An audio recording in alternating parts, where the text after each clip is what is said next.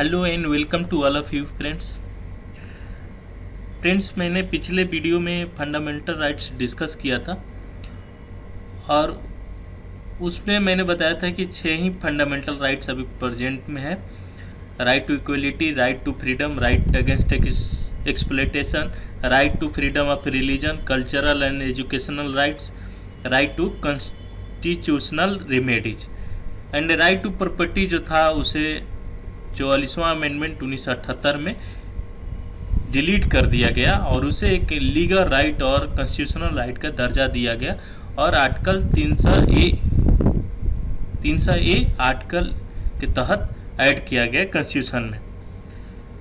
उसके बाद मैंने फ्रेंड्स आर्टिकल 12, 13 और 14 आर्टिकल डिस्कस किया था प्रीवियस वीडियो में और मैंने बताया था कि आर्टिकल 14 जो है इक्वलिटी बिफोर लॉ, सबके लिए इक्वल प्रोविजन प्रोवाइड करता है कि even the PM of the India and even the public and the lower strata people or common people are equal to PM. तो ये जो राइट प्रोवाइड करता है इक्वलिटी बिफोर लॉ आर्टिकल 14 की तरह आता है। और मैंने बताया था कि जो इक्वलिटी बिफोर लॉ एक निगेटिव राइट है, इक्वल प्रोटेक्शन ऑफ लॉ जो यूएसए से लिया गया है ये पॉजिटिव राइट है, क्योंकि आप 5 साल के बच्चे को 20 साल के बच्चे को एक समान ट्रीट नहीं कर सकते, इसलिए ये निगेटिव राइट हो सकता है। तो equal protection of law positive right हो जाता है। उसके बाद जो आर्टिकल 12 डिस्कस किया तो उसमें स्टेट का डिफिनीशन मैंने बताया था। उसमें बताया था कि जो आर्टिकल 12 का डिफिनीशन है फंडामेंटल राइट्स के लिए और आर्टिकल 36 में जो डिफिनीशन स्टेट के लिए दिया गया है वो डीपीएसपी के लिए, directive principle of state policy के लिए है। और जो आर्टिकल 13 दिखा उसमें डिस्कस किया था कि जो फंडामेंटल राइट को एब्रीज या रिमूव किया जाता है या स्ट्राइक डाउन किया जाता है किसी अमेंडमेंट के थ्रू, आर्टिकल 368 संविधान संशोधन के थ्रू, तो उसको नल एंड वाइड आर्टिकल 13 के तहत नल एंड वाइड किया जा सकता है। और जो आर्टिकल 13 कहता है कि कोई भी लॉ इनकंसिस्टेंट और इंट्रोगेटरी हो तो उसे नल एंड वाइड करा दिया जाता है। और बहुत सारे जजमेंट में सज्जन सिंह केस में और जो शंकरी प्रसाद केस में है उसमें फंडामेंटल राइट को ब्रीच किया गया था, लेकिन वो 368 के तहत उसे वैलिड किया गया, लेकिन बाद में गोलकनाथ केस में रिवर्स किया गया और केशवानंद भारती में डायरेक्टली बोला गया कि सब कुछ किया जा सकता है, बेसिक स्ट्रक्चर को चेंज नहीं किया जा सकता है। और गोलकनाथ में कहा गया फंडामेंटल राइट को 368 के तहत डाइल्यूट नहीं किया जा सकता है। उसके बाद फ्रेंड्स मैंने बताया था कि मैं आगे के वीडियो डिस्कस करूंगा। तो फर्स्ट ऑफ ऑल फ्रेंड्स मैं सभी जितने फंडामेंटल राइट्स हैं उन सभी को एक एक करके आर्टिकल में डिस्कस कर लेते हैं और फिर जो नेक्स्ट वीडियो में बनाऊंगा वो सभी आर्टिकल के जितने सब सेक्शन या क्लॉज दिए गए हैं उन सभी को डिस्कस करूंगा, साथ में उनके साथ जो केसेस रिलेटेड हैं उन सभी को एक एक करके डिस्कस करूंगा। पहले फंडामेंटल राइट जान लेते हैं कि किसमें कौन आर्टिकल में क्या लिखा गया, उसके बाद सब क्लॉज जितने बाद में अमेंडमेंट हुए हैं और केसेज हुए हैं उस आर्टिकल से रिलेटेड उन सभी को केसेज को मैं एक एक आर्टिकल के लेकर अलग अलग वीडियो बनाऊंगा। 5-7 मिनट की हर वीडियो होगी उसमें आपको, इसलिए मैं ये वीडियो बनाऊंगा कि ताकि आपको मेंस में लिखने में प्रॉब्लम नहीं हो।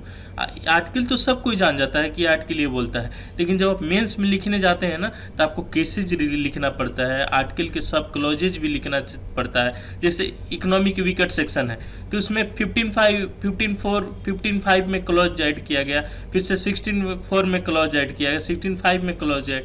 तो ऐसा चीज़ क्या है उसको आप ध्यान में रहेगा तभी आप लिख पाएंगे। तो इस तरह से जो प्रोविज़न है उसको ध्यान में रखते हुए मैंने सोचा कि एक अलग वीडियो उसके लिए बनाऊंगा। तो चलिए फ्रेंड्स मैं बाकी आर्टिकल जो बचे हुए उसको डिस्कस कर लेता हूं। आर्टिकल 15 कहता है provision of discrimination on the grounds of religion, race, caste, sex और प्लेस ऑफ बर्थ। मतलब इन 5 बेसिस पर ओनली 5 बेसिस पर डिस्क्रिमिनेशन प्रोहिबिट किया जाता है कि किसी को भी। तो ये भी इक्वलिटी का कंसेप्ट निकल कर आता है कि किसी को रिलीजन, रेस और कास्ट, सेक्स और प्लेस ऑफ बर्थ पर उसको प्रोविजन या डिस्क्रिमिनेशन नहीं किया जा सकता, उसको प्रोहिबिट करने का काम आर्टिकल 15 कहता है। कहता है कोई भी धर्म, जाति और रेस से और सेक्स के और जन्म स्थान के नाम पर उससे भेदभाव नहीं किया जा सकता। इक्वलिटी आर्टिकल 16 कहता है इक्वलिटी के कंसेप्ट इसमें भी है, 14, 15, 16 इक्वलिटी के कंसेप्ट है। और इसमें कहता है equality of opportunity in matter of public employment. जो भी स्टेट के अंदर पब्लिक एम्प्लॉयमेंट होगी, जो भी नौकरी होंगे, जो भी कुछ एम्प्लॉयमेंट मिलेगी, उसमें सबको इक्वल अपॉर्चुनिटी प्रोवाइड किए जाएंगे। लेकिन जो जो इसमें रिजर्वेशन दिए जाते हैं 15 के तहत या 16 का, उन सबको मैं अलग अलग वीडियो में और केसेस जो हुए हैं, जो सुप्रीम कोर्ट के जजमेंट हुए हैं, ईडब्ल्यू का केस अभी हाल ही में 103 अमेंडमेंट हो, उन सब सारी चीज़ों को मैं डिस्कस करूंगा, आप निश्चिंत रहिए। और आर्टिकल 17 बोलता है एवोल्यूशन ऑफ अनटचेबिलिटी।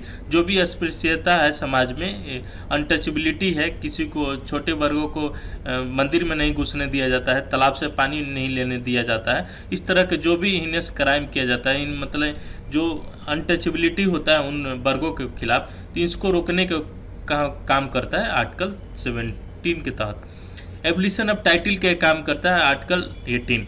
जो टाइटल दिया गया है जैसे भारत रत्न, पद्म विभूषण, ये सब जो भी टाइटल है, इसको चाहे राजा, जमींदार, महाराजा, ये सब टाइटल है, उसको एवोल्यूशन करने की बात करती है और सबको एक समान कहती है। लेकिन कुछ एक्सेप्शन भी है इसके, उन सब चीज़ों को भी हम इसके अलग वीडियो में एक करके आर्टिकल के बारे में डिस्कस करेंगे, तो उसमें मैं सारे चीज़ में डिस्कस कर लूँगा। और राइट टू फ्रीडम में आता है 19 से 22 तक। 19 गारंटी देता है कि जो भी सिटीजन के राइट होंगे। ये सब क्यों दिया गया? क्योंकि आप सोच सकते हैं कि अंग्रेज का, ब्रिटिश का रूल था इंडिया में, तो हमारे फ्रीडम सब छीन लिए गए थे। जो लोग रॉलेट एक्ट आ गया तो कुछ भी करके जेल में डाल दो, कुछ भी चार्जेस लगाकर जेल में डाल दो, कोई चार्जेस कोई नहीं बताता था। तो इसी तरह 20 में आपको चार्जेस बताना होता है 22 में कि किस आधार पर डिटेंशन करते हैं, किस आधार पर जेल भेजते हैं, आप 24 घंटे में स्टेट के अंदर भेजते हैं कि नहीं, ये सब रीजनेबल ग्राउंड का, आप जो अरेस्ट किए हैं वो किस ग्राउंड पर अरेस्ट किए हैं, ये सब चीज़ें आज बतानी पड़ती है। क्योंकि ये संविधान हमारा देश के सभी लोगों के मदद से बनाया गया, सभी लोगों को ध्यान में रखकर बनाया गया है। और इस संविधान को जो कॉन्स्टिट्यूट असेंबली बनी थी, सभी लोगों को पार्टिसिपेशन दिया गया, तो इसलिए आज जो अधिकार है वो सभी एडेड किए गए हैं। इसमें आर्टिकल 19 में बोला गया है कि एक जो आर्टिकल 19 का जो सब क्लॉज है 1 में है right to freedom of speech and expression, and second है कि right to assemble peacefully and without arms, right to form association और unions, right to move freely throughout territory of India. मतलब कि अपना बोलने का अधिकार है, जो भी एक्सप्रेशन करने के, जो भी एक्सप्रेस कर सकते हैं, सबको आज़ादी है बोलने की। और जो भी पीसफुल है, और असेंबल करने का अधिकार है, बैठक करने का अधिकार है, और संगठन बनाने का अधिकार है, यूनियन बनाने का अधिकार है। जैसे देखे होंगे भारत संघ, मजदूर संघ, ये सब किसान सभा, ये सब चीज़ें अधिकार मिल गया। पहले सब नहीं हुआ करती थी, होती भी थी तो उस पर मतलब उस पर इंग्लैंड के द्वारा बहुत सारे रूल एक्ट लगाकर काफ़ी नेताओं को जेल भी डाल दिया जाता था जो उसमें पार्टिसिपेट करते थे, या स्लोगन बोला जाता था। Right to move freely throughout, उस समय भी रिस्ट्रिक्शन हुआ करती थी, पासेज प्राप्त करना पड़ता। लेकिन आजकल इंडिया में सभी जगह का, इवन तो जम्मू कश्मीर को भी आप आजकल through out territory of India में घूम सकते हैं, वहाँ रह भी सकते हैं। फिर right to reside and settle in any part of territory 1905 एक क्लॉज है कि जिसमें सभी कहीं बस सकते हैं और सेटल हो सकते हैं। अभी कोई भी कंट्री, कोई भी देश के कोई भी स्टेट में, कोई भी पार्ट में। Right to practise any profession और to carry any occupation, trade and business, कोई भी अपना व्यापार कर सकता है, कोई भी प्रोफेशन कर सकता है, इस पर कोई रुकावट नहीं होगी, किसी सरकार के द्वारा उस पर रिस्ट्रिक्शन नहीं लगाई जाएगी। कोई भी किसी चीज़ का व्यापार कर सकता है, कोई भी रिस्ट्रिक्शन नहीं होगी। आर्टिकल 20 कहता है protection in respect of conviction of offence, जो भी गलत कार्य करेगा या जो भी ऑफेंस के तहत उसे गिरफ्तार किया गया है, कुछ जो रूल के अगेंस्ट हो, उसके तहत उसे प्रोटेक्शन प्राप्त करता है। और इसमें 3 क्लॉज ऐड किए गए हैं कि नो एक्स पोस्ट फैक्टो ला, ये क्या होता है वो सभी को डिस्कस करें। नो डबल जेओपार्डी, मतलब एक आदमी को 2 बार, एक ही सज़ा के लिए 2 बार सज़ा नहीं हो सकती, एक ही केस के लिए 2 बार सज़ा नहीं दी जा सकती है। नो सेल्फ, अपने खुद के लिए खुद का गवाह नहीं बन सकता है। और जो भी पहले से लॉ आ रही है, ऐसा नहीं है कि पहले से जो क्राइम किया वो भी जब पकड़ा गया सब क्राइम एक पर नहीं चार्ज कर दो, एक ही सजा हो, उसके लिए अलग अलग प्रोविज़न बनाना जरूरी है। फिर आर्टिकल 21 बोलता है protection of life and personal liberty. ये जब नहीं रहेगा तो कुछ भी नहीं रहेगा, और इसी के बारे में हम पूरा डिटेल से डिस्कस करेंगे क्यों इसको ज़रूरी कहा गया, और इस पर रिस्ट्रिक्शन इमरजेंसी में भी नहीं लगाया जा सकता 20 और 21 को।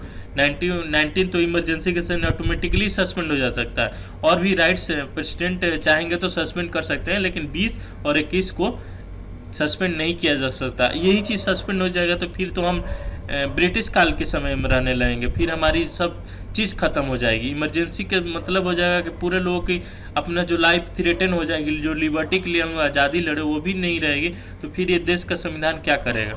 तो ये सब चीज़ें हम अलग वीडियो में सारी चीज़ और केसेस डिस्कस करेंगे।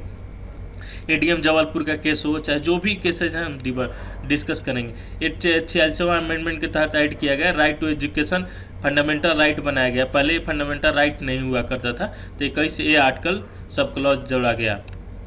वैसे ही मैं आर्टिकल 22 है protection against arrest and detention in certain cases. किसी को प्रिवेंटिव डिटेंशन कर लिया जाता है कि कुछ हालात बिगड़ेंगे, ये धारा 144 से लगाया जाता है। तो इस तरह के केसेस जो है प्रोटेक्शन देता है, कुछ जो अरेस्ट और डिटेंशन किए गए हैं उसको भी प्रोटेक्शन देता है कि वो आदमी को 3-4 प्रोटेक्शन देता है कि जो भी ऑफेंस किया हो उसको बताना जरूरी है, कि मतलब जो आदमी को आप अरेस्ट किए, नहीं तो हार्बियस कॉर्पस में चला जाएगा। अभी जो बहुत सारे केसेस देखे होंगे, अभी तेलंगाना के देखे होंगे कि नक्सली को जेल में डाल दिया गया, किसी को बताया नहीं है, इन्फॉर्म नहीं किया गया, तो वो भी गलत है। आपको जेल में डालकर उसका परिवार है, उसके परिजनों और उसको भी बताना जरूरी है कि आपको इस एक्ट के लिए हम अरेस्ट किए हैं, आपको इस ऑफेंस के लिए अरेस्ट किए हैं। The right to be presented before a magistrate, उसको 24 घंटे के अंदर, आप जिस आदमी को हालात में डाला जाता है जेल में, उसको 24 घंटे के अंदर कोर्ट के सामने उसको बयान लिया जाता है। Right not to be ill treated और टॉर्चर ड्यूरिंग, उसके जेल में रहते समय इल ट्रीटेड नहीं करना है, टॉर्चर नहीं करना है। और लीगल आदमी को अपना उसका प्रोसिक्यूशन के लिए अपना आदमी रख सकता है जेल में, कि अपना आदमी रख सकता है कि उसको जेल में जो सलाहकार होंगे वकील वो भी रख सकता है। Confession meaning police custody can not B, जो भी कन्फेशन वो बताता है पुलिस को ऐसा एविडेंस के तौर पर उसको नहीं रखा जाएगा। कि मैं हो सकता है कि पुलिस ने ज़बरदस्ती मार के बोल दिया कि हाँ मैंने ऐसे किया, उसके जो लीगल केसेज होंगे वो कोर्ट देखेगी, अरेस्ट करना केवल पुलिस के काम है। And boy ever 15 age and women can not be called the police station only पर, केवल क्वेश्चन के लिए 15 साल के बच्चे को और वुमेन को जो आप पुलिस थाने में नहीं बुला सकते हैं। ये भी एक राइट मिला है, protection against arrest and detention in certain cases, article 22 के तहत मिला है। अब ये जो राइट अगेंस्ट एक्सप्लॉयटेशन है आर्टिकल 23 और 24 में क्या कहता है, आर्टिकल 23 में कहता है कि provision of traffic in human being and force labour. क्या होता है ना कि बच्चों को ह्यूमन ट्रैफिक होती है, सेक्स लेबर, ये सब चीज़ें के लिए ट्रैफिकिंग बहुत बच्चों को या लड़कों को भी होती है, पोर्न के लिए, पोर्न हब बनाने के लिए, पोर्न साइट चलाने के लिए, पोर्न वीडियोज बनाने के लिए, मूवीज काम करने के लिए, पोर्न मूवीज काम करने, इस सब चीज़ों को रोकने के लिए आर्टिकल 23 कहता है कि प्रोविजन ऑफ ट्रैफिक, जो भी बच्चों की ट्रैफिकिंग होती है किसी भी कार्य के लिए, या तो घरेलू काम के लिए या सेक्सुअल चीज़ के लिए, हरासमेंट के लिए, तो ये सब चीज़ों को प्रोहिबिट करने का काम करता है। और जो आर्टिकल 24 है provision of employment of children in factory and mines under, ये जब 14 साल से नीचे बच्चे को एम्प्लॉयमेंट नहीं रखना है उसको मना करता है, उसको बच्चे को फैक्ट्री और माइंस में कार्य से वंचित रखा जाता है। ये भी अगर नहीं करेंगे तो इसका एक सज़ा हो सकती है, आपको जेल हो सकती है, फाइन हो सकती है। ये क्यों किया गया, क्योंकि जब ब्रिटिश काल थे तो बच्चों को भी बहुत फैक्ट्री में बहुत छोटे छोटे बच्चों से काम लिया जाता था, तो इस तरह से इस पर एक्ट बना और फंडामेंटल राइट के तहत रखा गया। क्योंकि ये सब चीज़ें नहीं रहेगी तो बच्चों का विकास नहीं हो पाएगा,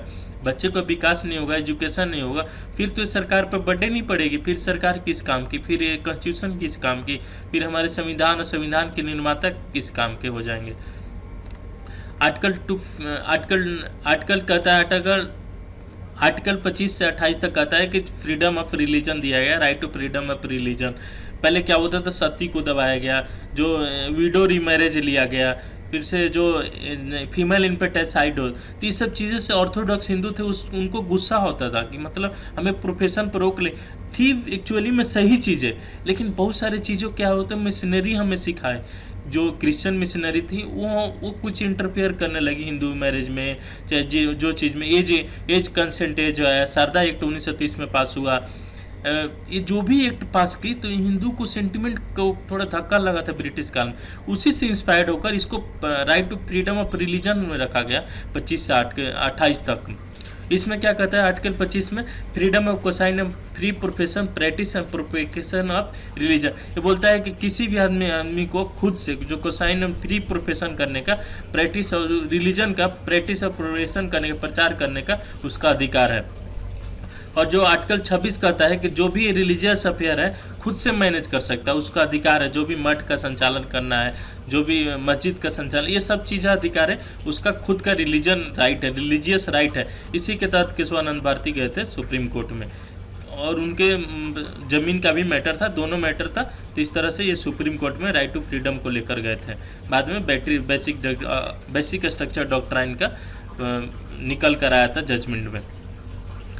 इसके बाद जो आर्टिकल 27 है, फ्रीडम एज टू पे टैक्सेस पर परमिशन ऑफ एनी पार्टिकल। कोई भी रिलीजन के लिए अपना टैक्स हम दे सकते हैं, उसके लिए फ्रीडम है। किसी जैसे हिंदू समाज हिंदू को परमिशन के लिए दे सकता है, मुस्लिम समाज मुस्लिम को मस्जिद या कोई भी धर्म को बढ़ावा के लिए, उसके मंदिर के निर्माण के लिए अपना चंदा दे सकता है, टैक्स दे सकता है।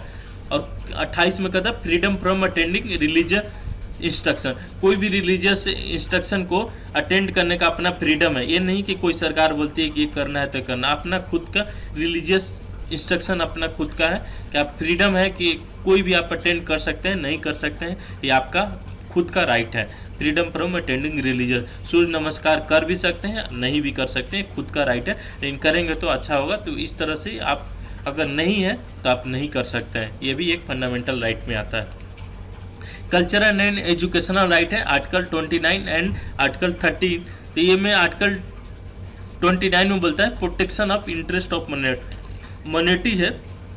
डिफाइन तो नहीं किया गया माइनॉरिटी कौन है, लेकिन कुछ सेक्शन को माइनॉरिटी कहा गया क्योंकि उनकी पार्टिसिपेशन, उनकी जो रिलीजियस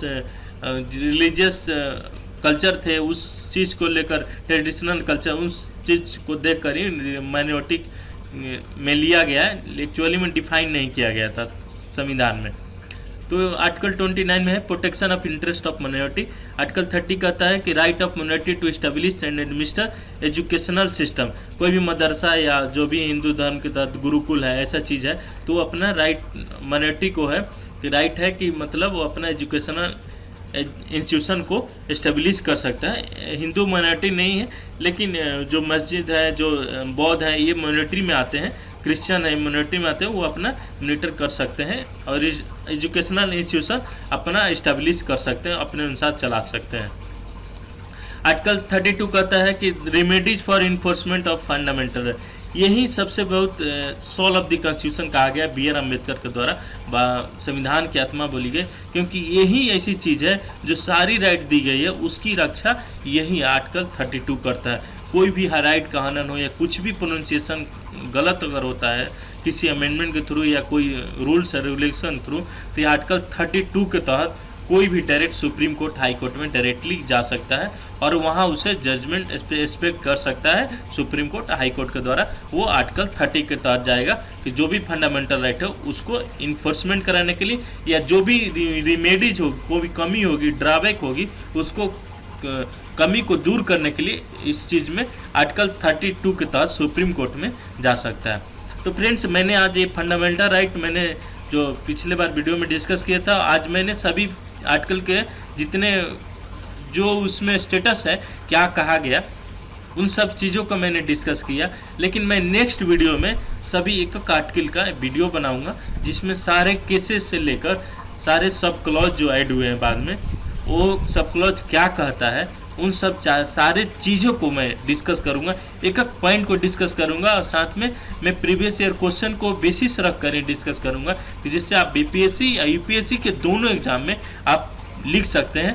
मैं क्वेश्चन देखा हूं, जितने मेंस के क्वेश्चन होते हैं उन सब चीज़ों पर ही मैं एक अलग वीडियो बनाने का निर्णय लिया, क्योंकि इससे आपका काम पूरा नहीं होता। ये केवल आप पीटी निकाल सकते हैं, मेंस इससे नहीं निकाला जा सकता है। तो उसके लिए फ्रेंड्स मैं एक अलग वीडियो बनाऊंगा। तब तक के लिए थैंक यू।